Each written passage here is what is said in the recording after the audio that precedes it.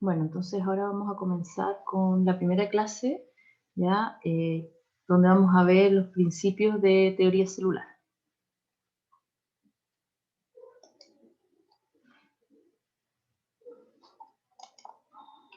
Ya. Antes sí quisiera hablar de algo más general, que lo van a estar ustedes encontrando, ¿no es cierto?, constantemente, que tiene que ver al sistema de clasificación biológica. Este sistema, la primera vez que se menciona, ¿no es cierto?, es por Linneo hace más de 200 años, y obviamente a lo largo del tiempo ha sufrido muchas modificaciones.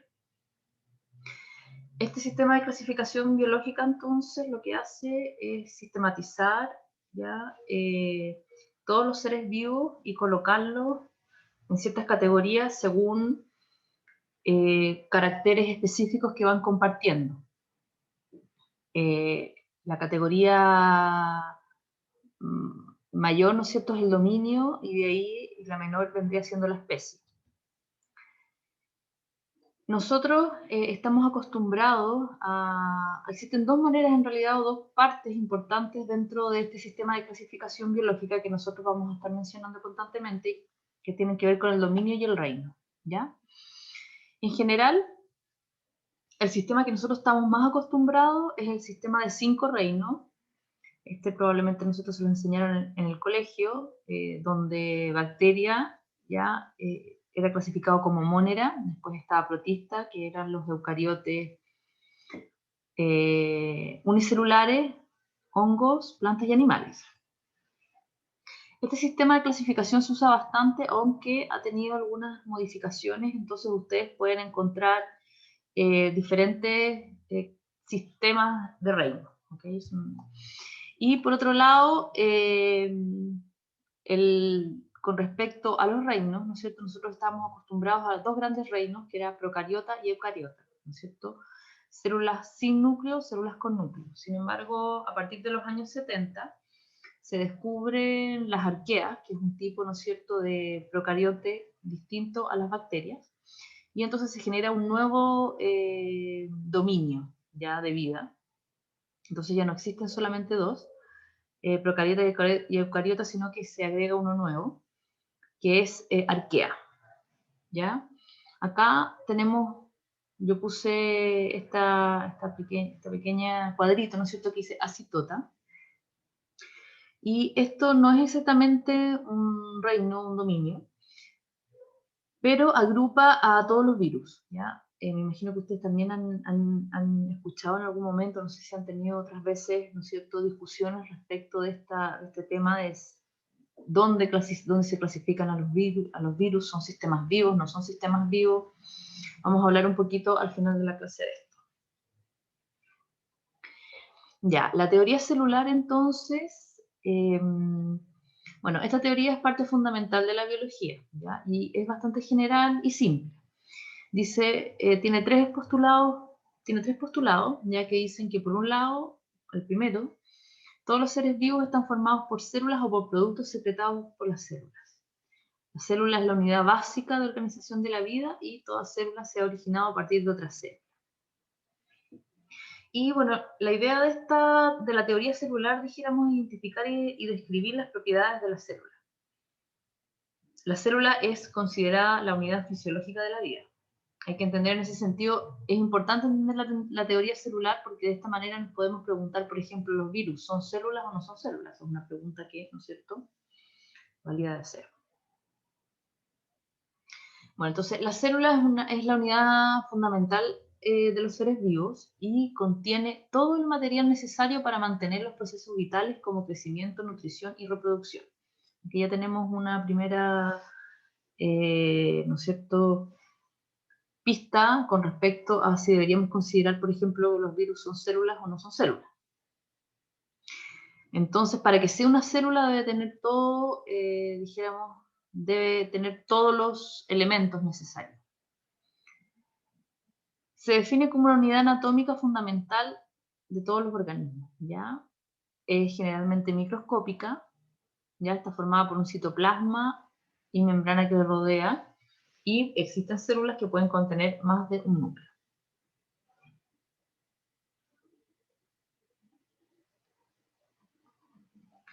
Bueno, según la teoría celular, entonces, la célula es la unidad estructural fisiológica y reproductora de todos los seres vivos, ¿ya?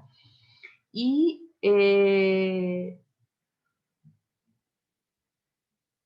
se le llama también entonces que es una unidad anatómica.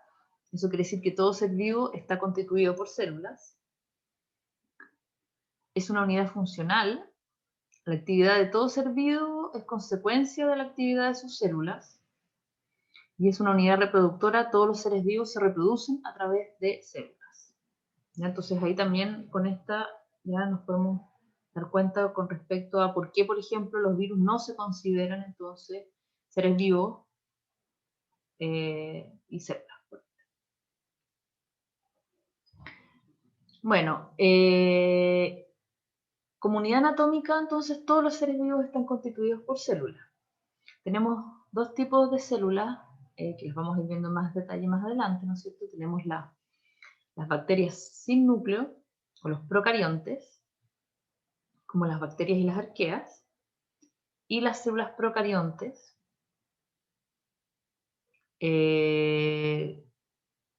unicelulares, dijéramos, que son los protozoos, ¿ya? Como las amebas, paramecios, se dice levadura, no alcanzo.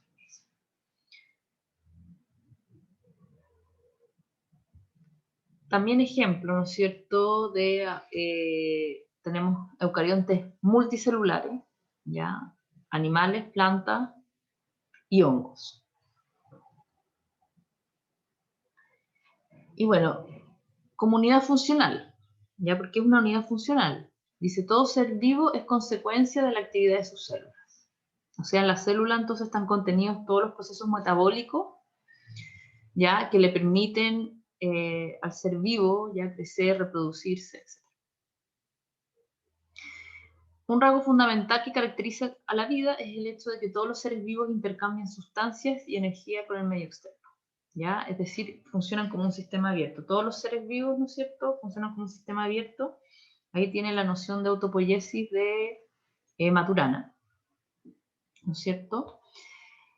Y bueno, dentro del metabolismo es el conjunto de reacciones químicas que se dan dentro de la célula y entonces que van a permitir el funcionamiento de esta, ¿ya?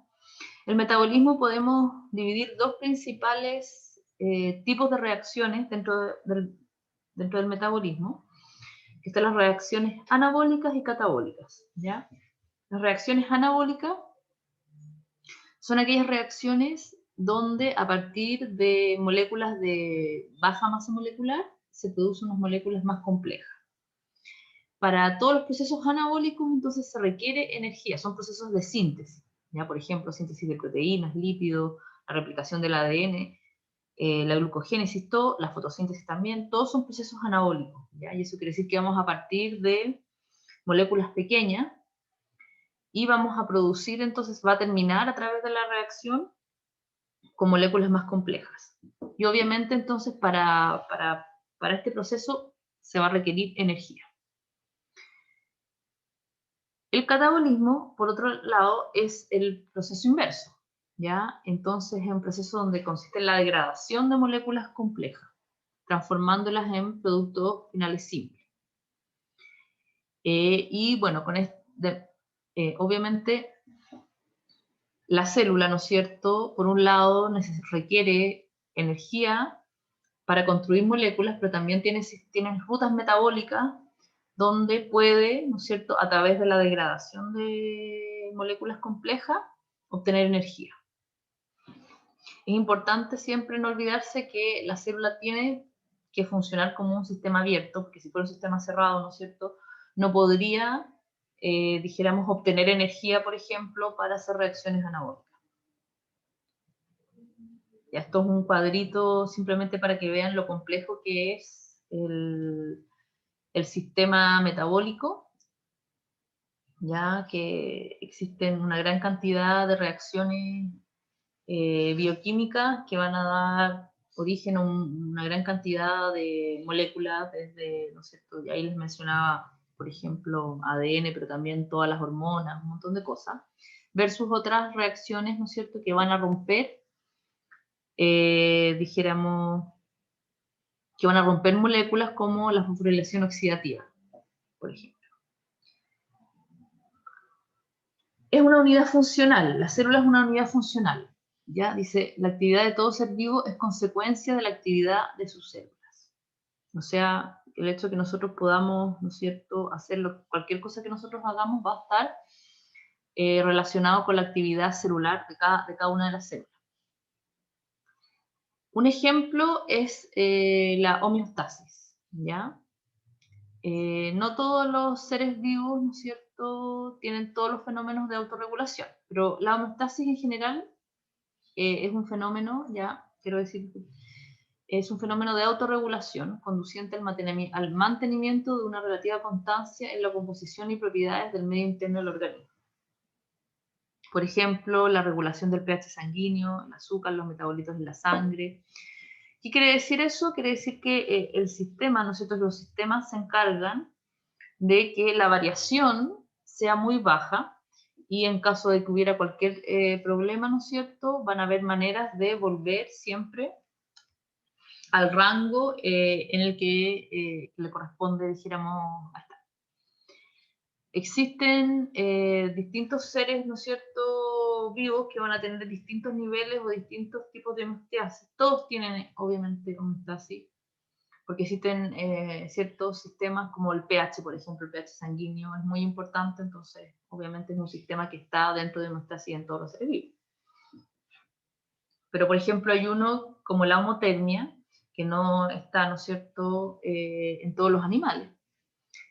Y bueno, la homeotermia es la capacidad de un cuerpo para mantener una temperatura constante y uniforme. Entonces eso quiere decir que dependiendo de la temperatura externa, ¿no es cierto?, van a haber procesos fisiológicos a nivel celular que van a permitir entonces que la temperatura del organismo, ¿no es cierto?, se mantenga constante.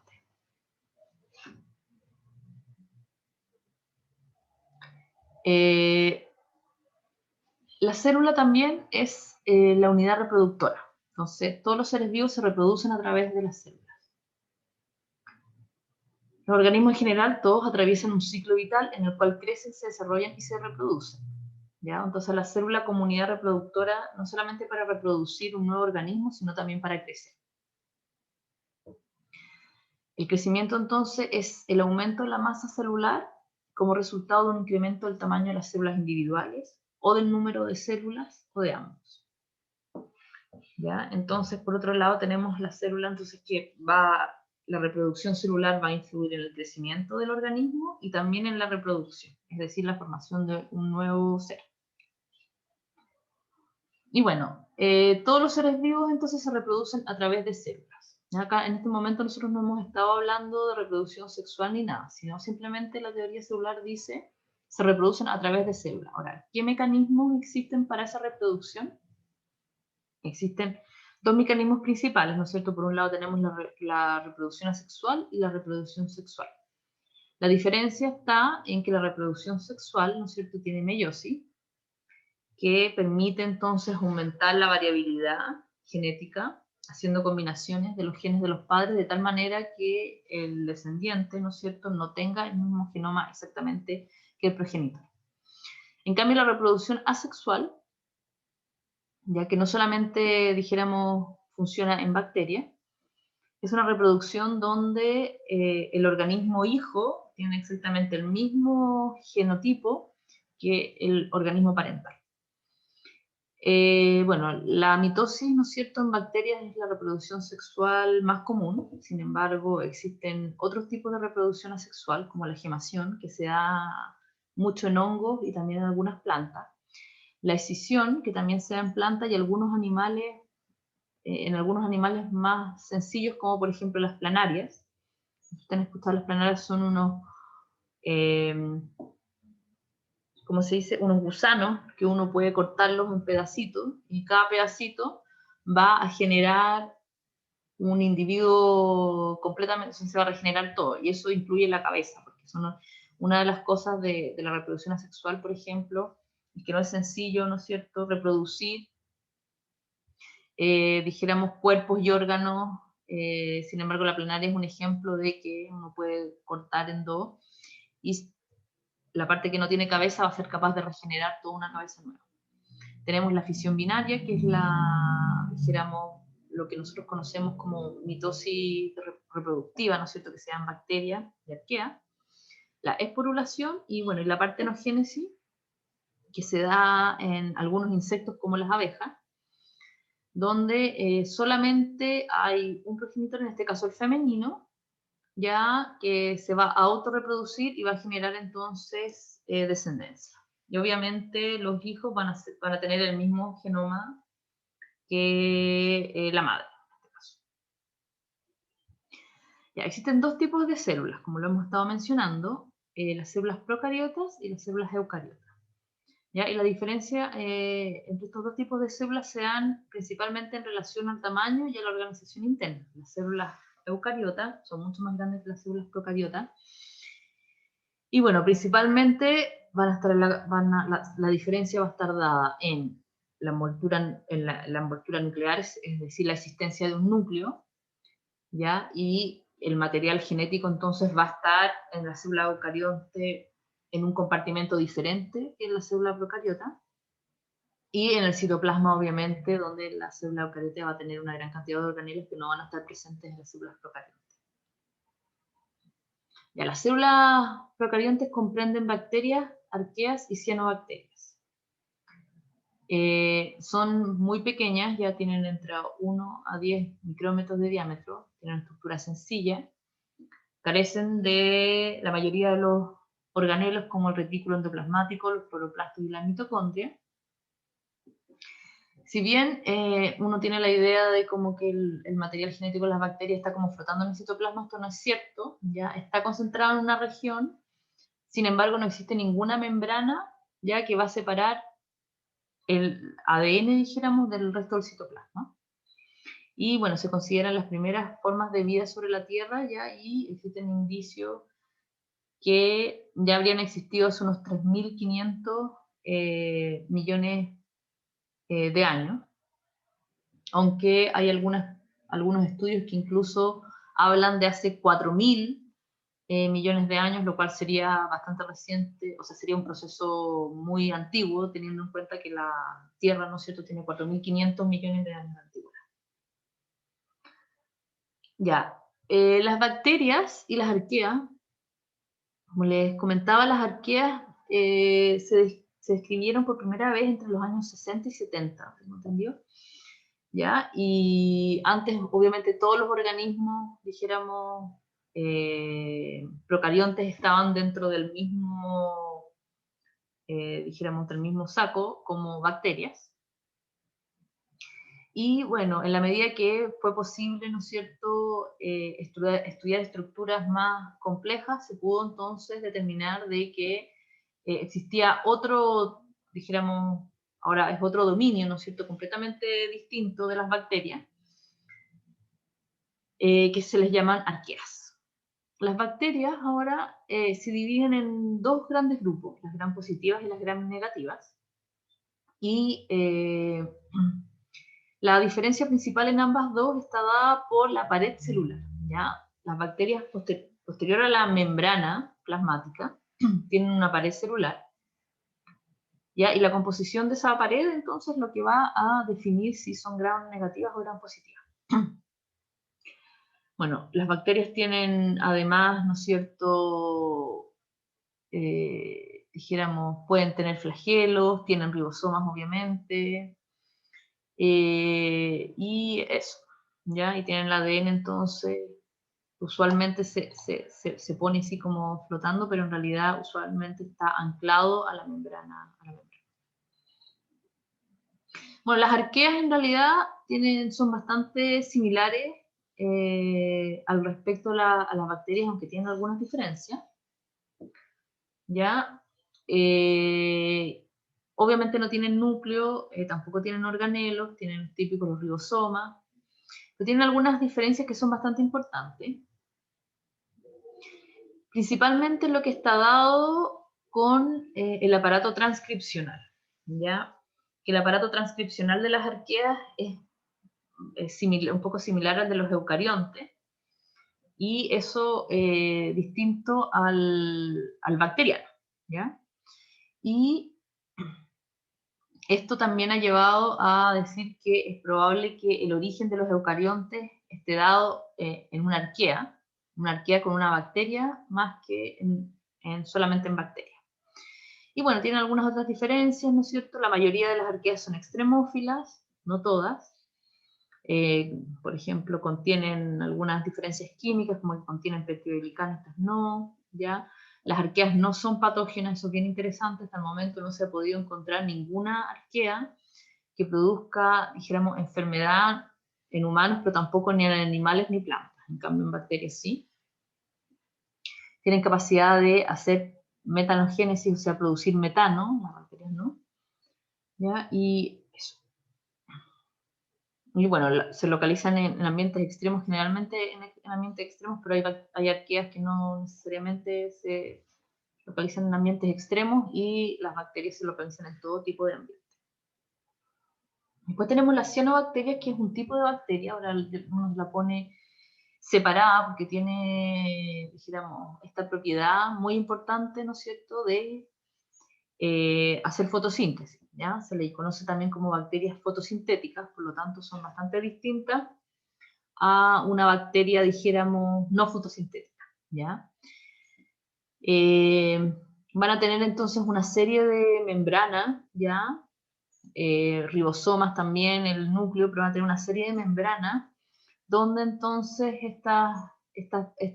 y una serie de estructuras que obviamente no van a estar presentes en las bacterias, ¿ya? Que es donde se va a producir la fotosíntesis. Bien interesante, porque cuando nosotros veamos después en la próxima clase el origen de los cloroplastos, ¿no es cierto?, vamos a reconocer todas estas estructuras, donde obviamente es muy sencillo de darse cuenta de que el cloroplasto, ¿no es cierto?, proviene de una endosimbiosis bacteriana, una endosimbiosis con una cianobacteria. Ya, las bacterias tienen una gran cantidad de formas celulares diferentes, ¿ya? Redondeadas, alargadas, ¿ya? Pueden formar filamentos también, o en el fondo unidades de colonia, o sea, se juntan varias bacterias, ¿no es cierto?, y forman estos filamentos, estas espiroquetas. Tienen diferentes entonces formas. Y como les mencionaba, obviamente son los primeros sistemas biológicos, los primeros seres vivos, dijéramos, ¿ya? Y se tienen entonces fósiles bacterianos que están datados entre 3.700 y 4.280 millones de años. Son muy tempranos, dijéramos, en la vida terrestre. Eso es bastante interesante, aunque, claro, las edades más antiguas son contrarrestadas. El gran problema, ¿no es cierto?, que tienen de los fósiles bacterianos es que muchas veces cuesta poder asegurar de que venga, de que eso se está viendo realmente provenga de un proceso biológico como una bacteria y no, dijéramos, sea un proceso abiótico. Y eso a veces, muchas veces, es complejo. Ya, las células eucariotas son todos los demás seres vivos, ¿no es cierto?, incluidos el protozoo, que van a tener este tipo de células.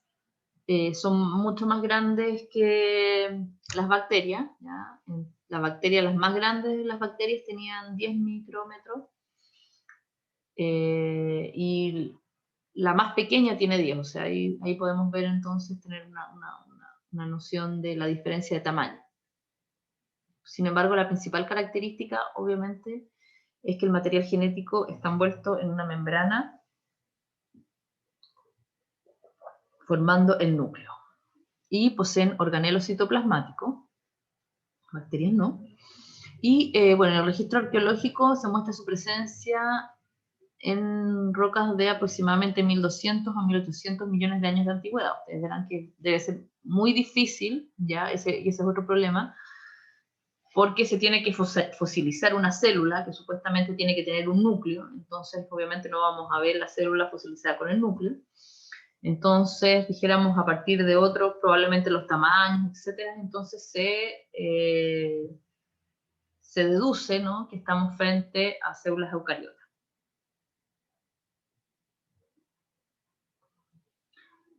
Ya, las formas de las células también son variadas, pero son mucho más variadas que las bacterias, ¿ya? Tienden a ser esféricas o globulares cuando se encuentran aisladas, ¿ya? Y las células presentan... Bueno, cuando la célula, dijéramos, eucariota se encuentra aislada, si nosotros la agarramos y la metemos a dijéramos, una placa de Petri, ¿no es cierto?, la vamos a ver en general esférica o globular, ¿ya? Sin embargo, en un contexto diferente, las células eucariotas pueden tener una gran cantidad de formas, ¿ya? Y eso va a depender entonces de diferentes factores. Por ejemplo, la pared celular, ¿ya? Que van a estar presentes en las plantas, hongos y otros organismos unicelulares, que le van a dar entonces una forma particular. La presión que ejercen unas células sobre otras, pero sobre todo la disposición del citoesqueleto en el citoplasma de las células eucariotas. Ya las funciones que cumplen las células para las cuales están adaptadas. Entonces, por ejemplo, nosotros tenemos como el ejemplo clásico, ¿no es cierto?, de la neurona versus el glóbulo rojo, ¿no? Una célula muy compleja. Ahora lo interesante es que la neurona, si nosotros la aislamos y la ponemos solita, también tiende a perder, ¿no es cierto?, esa estructura, porque la estructura depende también del contexto en el que está, con otras células, y la disposición del citoesqueleto que va a tener, pero es muy importante en ese sentido el contexto para la forma celular. Ya, entonces la célula animal, tenemos dos tipos de células, ¿no es cierto?, la célula animal y la célula vegetal, ¿ya? Y bueno, las células animales y vegetales comparten la gran mayoría de los elementos de las células eucariotas, ¿ya? Y tienen algunas diferencias. Ambas dos entonces tienen núcleos y tienen la mayoría de los organelos, ya, como mitocondria, retículo endoplasmático, aparato de Golgi, microfilamentos, microtúbulos, etc. Ya,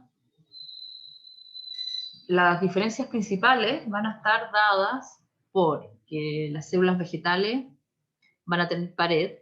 Acá hay una cosa que tengo que mencionar, bueno, las células animales no tienen, dijéramos, pared celular, y los hongos, ¿no es cierto?, pertenecen a un reino diferente, y ellos sí tienen pared celular.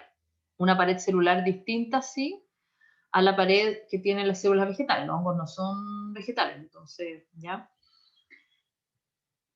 Y bueno, entonces la célula vegetal, dijéramos, tiene la mayoría de los mismos organelos que tiene ¿no es cierto?, el núcleo, membrana, tiene aparato de Golgi, retículo, mitocondrias también tiene. Y la diferencia está en que por un lado tiene esta pared celular, que es rígida, que está formada por, dijéramos, carbohidratos muy complejos, como la celulosa, ya que va a impedir a la célula, ¿no es cierto?, que adquiera cualquier, dijéramos, forma. Y también la presencia de vacuolas y cloroplastos. ¿Ya? Las células animales tienen vacuolas, pero mucho más pequeñas. Las vacuolas son necesarias para mantener la turgencia. Vamos a ver eso más adelante también. Eso quiere decir que tiene que haber una cantidad de agua que esté ejerciendo presión hacia afuera para que la célula pueda mantener su forma, porque tiene una estructura rígida, ¿no es cierto?, que la cubre. Y los cloroplastos, que son estos organelos donde se va a realizar la fotosíntesis. Bueno, acá tenemos un protozoo. Los protozoos son células eucariontes unicelulares. ¿Ya? Tienen también la mayoría en el fondo comparten la mayoría de los, dijéramos, organelos celulares, ¿no es cierto? Núcleo, la presencia de núcleo, retículos endoplasmáticos, van a tener algunas diferencias como vacuolas contráctiles, ya, que les van a permitir, la mayoría de los protozoos viven en medios acuosos, entonces necesitan, dijéramos, eliminar agua, o sea, la entrada de agua y la salida de agua tiene que estar fuertemente regulada, y eso se hace a través de vacuolas. Tienen muchas vacuolas, por ejemplo, tienen algunos tipos de paredes celular, por ejemplo, ¿ya? Pero también tienen mitocondrias, etc.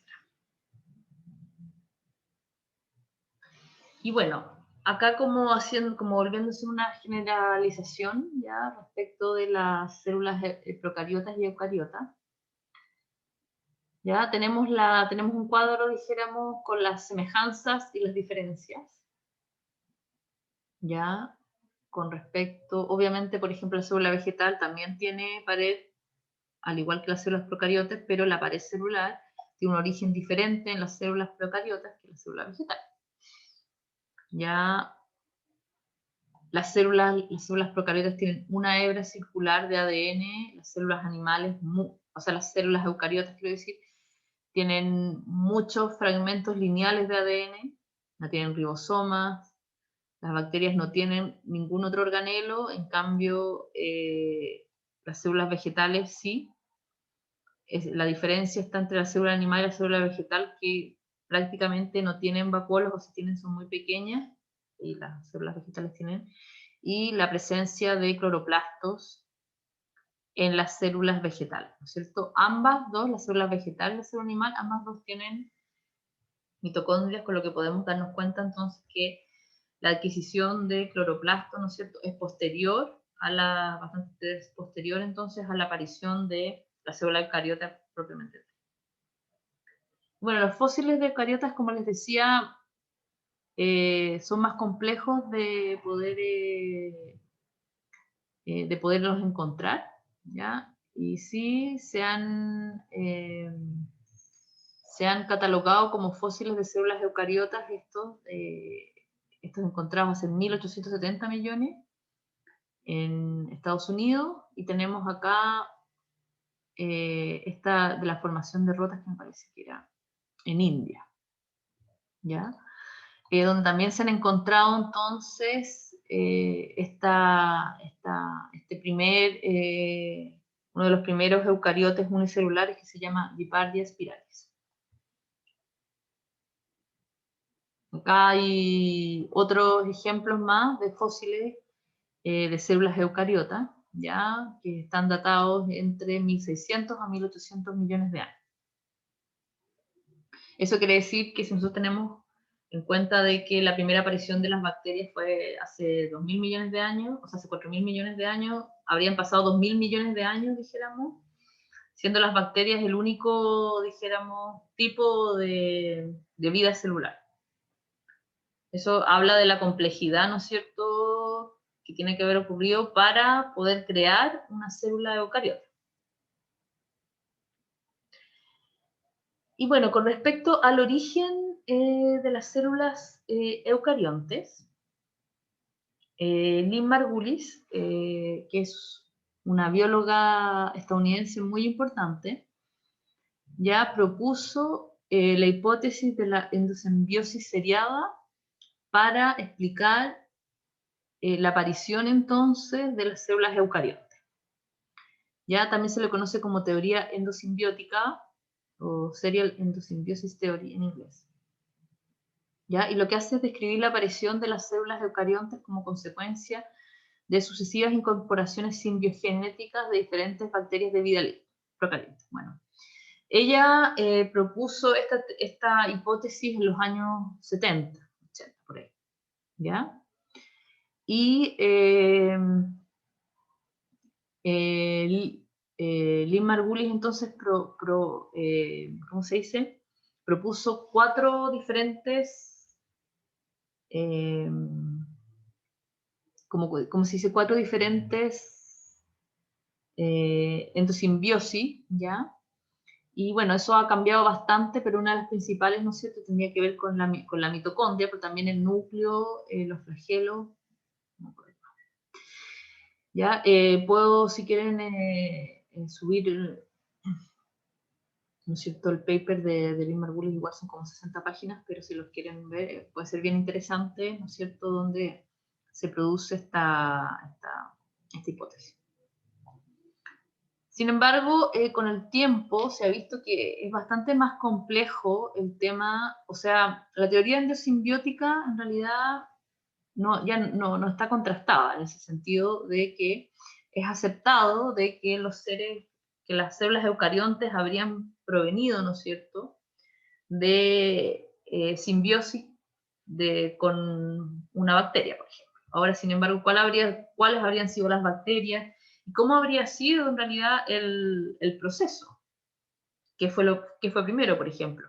¿Apareció primero el núcleo y después apareció la mitocondria? ¿Apareció primero la mitocondria y después apareció el núcleo? ¿Aparecieron ambas dos? Existen diferentes hipótesis, entonces, que muestran que en realidad el mecanismo ya para generar una célula eucariota es muy complejo, y obviamente existen hipótesis, y ahí sí hay contrastes distintos con respecto a cómo, dijéramos, cómo habría sido entonces este proceso para partir de una célula procarionte, que es bastante sencilla, y terminar entonces una célula procarionte muy compleja.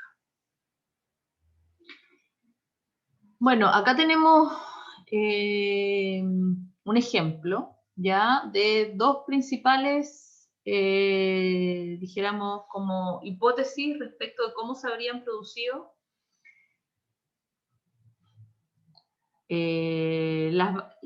¿cómo se dice?, la aparición de los eucariotes complejos.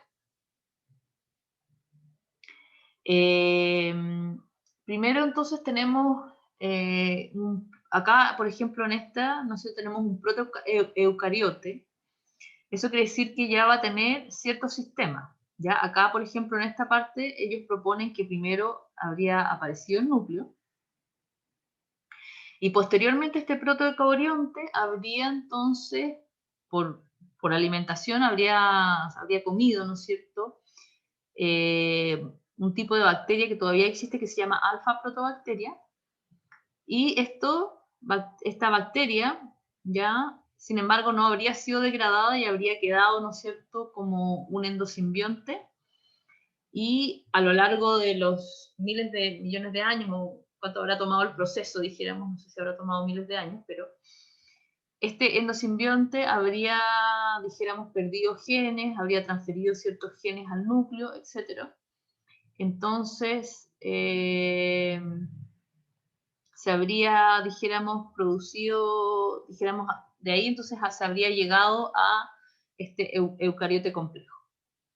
Acá tenemos una visión que es distinta, ya, donde en realidad pues, se proponen que dos bacterias, dijéramos, diferentes, ya van a formar entonces una asociación simbiótica que va a terminar entonces dijéramos, la célula eucarionte. Pero en este caso, el origen ya sería una arquea metanogénica, que va a generar una relación ya con bacterias productoras de hidrógeno y productoras de CO2.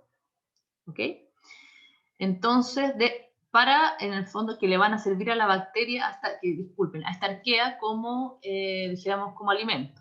Ya la producción de hidrógeno y CO2 va a ser necesaria para esta arquea. Entonces, van a generar dijéramos, todavía no es endosimbiosis, sino que van a generar primero una asociación simbiótica, ¿ya? Y va a haber algún momento de esta asociación simbiótica donde, ¿no es cierto?, la arquea va a fagocitar dijéramos, protobacteria, ¿ya? Y de ahí entonces va a pasar a ser esto un sistema endosimbionte. Y bueno, también a lo mismo, dijéramos que ocurre con el otro, entonces este endosimbionte ya va a, dijéramos, va a producir determinados elementos, ¿ya? Y bueno, este protoeucarionte aquí va a incorporar va a evolucionar diferentes características eucariontes, ya como la aparición de un núcleo, etc. ¿Ya? Existen diferentes, como ustedes pueden ver acá, son diferentes hipótesis, ¿no es cierto? Acá la aparición del núcleo es posterior a la aparición de la mitocondria o de la endosimbiosis, y acá no. Y hay, bueno, diferentes, en ambos casos existen diferentes hipótesis que mostrarían, hay algunos que dicen que da dijéramos, la gran cantidad probablemente de radicales y cosas producidas por esta protobacteria, no haberla tenido en núcleo habría sido difícil, dijéramos, entonces por eso hay algunos que proponen ya esta versión donde primero, dijéramos, aparece el núcleo y una vez que el ADN está protegido en esta envoltura, entonces se pueden producir cambios a nivel citoplasmático. Le digo, son las dos hipótesis y ambas existen. Bueno, esto ya lo he puesto antes a lo mejor, pero acá está entonces la gran diversidad de formas celulares, ya que nosotros vamos a encontrar. Si bien en los procariontes también tienen una importante diversidad de formas celulares, ya no tienen ninguna relación o no, ni siquiera cercana a la gran cantidad de diversidad de formas celulares que existen en las células animales, sobre todo. Acá hay esto es bastante interesante. Esto de que ustedes se ven es una de las células más grandes existentes. Yo creo que es la célula más grande existente, probablemente. Cada uno de estos que ustedes se pueden ver es una sola célula. Es una especie, obviamente es una célula, es un organismo vegetal, una especie, me parece, como alga, una cosa así. ¿Ya? Y cada una entonces de esto es una sola célula. ¿Ya? Una célula bastante modificada, como ustedes pueden ver. Se parece como una neurona. Ustedes pueden ver que entonces lo interesante de esto ya es la gran cantidad de diversidad de formas que puede tener entonces la célula, y esto hace, la gran diversidad de formas celulares tiene varias importancias, porque le va a dar una capacidad a la célula de generar funciones muy diversas, que no es la misma capacidad que va a tener una célula procarionte, por ejemplo. La célula procarionte, al tener una limitación ya con respecto a esto, hay una gran cantidad de cosas que no tienen la capacidad de hacer. En cambio, las células eucarionte, ¿ya?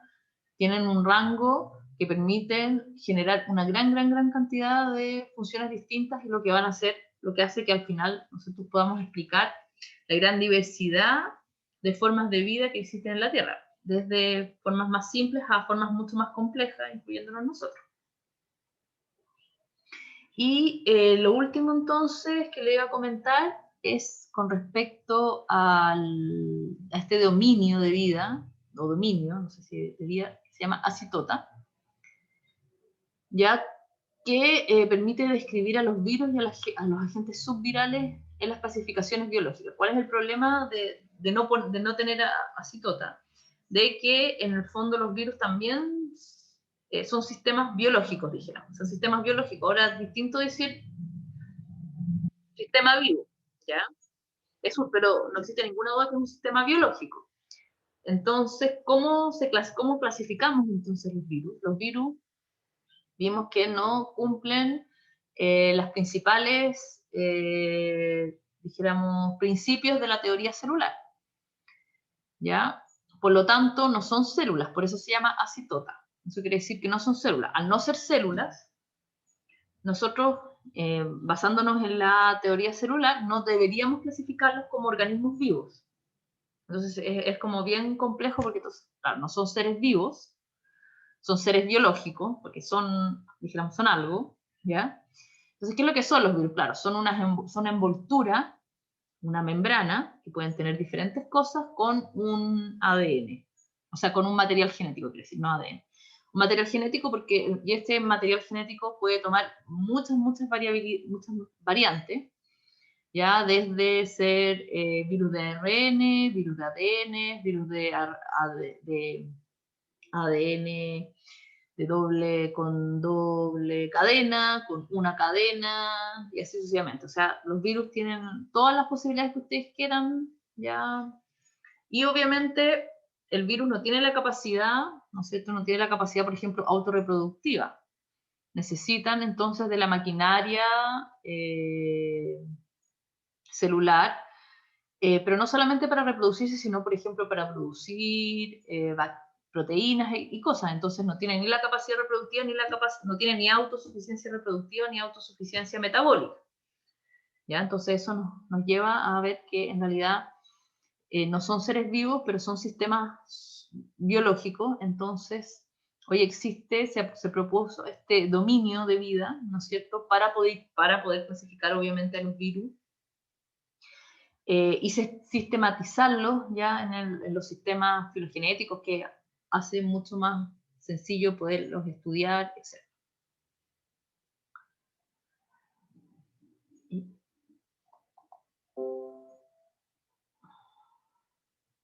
Y bueno, esta era la primera clase entonces con respecto a las células.